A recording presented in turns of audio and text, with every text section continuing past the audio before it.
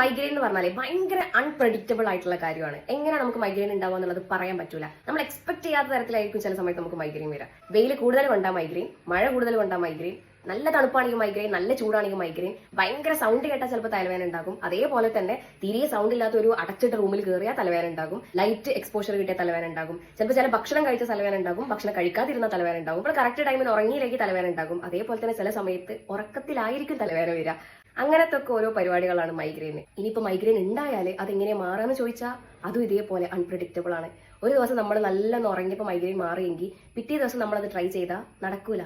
അപ്പൊ ചിലപ്പം ഉറക്കത്തിലായിരിക്കും മൈഗ്രെയിൻ വരിക. ചിലപ്പോൾ നമ്മൾ തലയൊക്കെ ഒന്ന് നനച്ച് കുളിച്ചാൽ തലവേദന മാറും. പക്ഷേ പിറ്റേ ദിവസം അങ്ങനെ ആവണമെന്നില്ല. ചായ കുടിച്ചാൽ മാറും, ചിലപ്പോൾ അങ്ങനെ മാറൂല. കോഫി കുടിച്ചാൽ മാറും, ചില സമയത്ത് അങ്ങനെ മാറൂല. ചില സമയത്ത് നമ്മൾ മരുന്ന് തന്നെ കുടിക്കേണ്ടി വരും. മരുന്ന് കുടിച്ചാലേ തലവേദന മാറുള്ളൂ. പക്ഷേ ചില ദിവസം മരുന്ന് കുടിച്ചാൽ പോലും തലവേദന മാറൂല. നമ്മൾ ഭയങ്കര എക്സൈറ്റഡ് ആയിട്ട് ഒരു സ്ഥലത്തേക്ക് പോവാണ്, അല്ലെങ്കിൽ ഒരു ഫംഗ്ഷന് പോവാണ്, അല്ലെങ്കിൽ ഒരാളെ മീറ്റ് ചെയ്യാൻ പോവാണ്.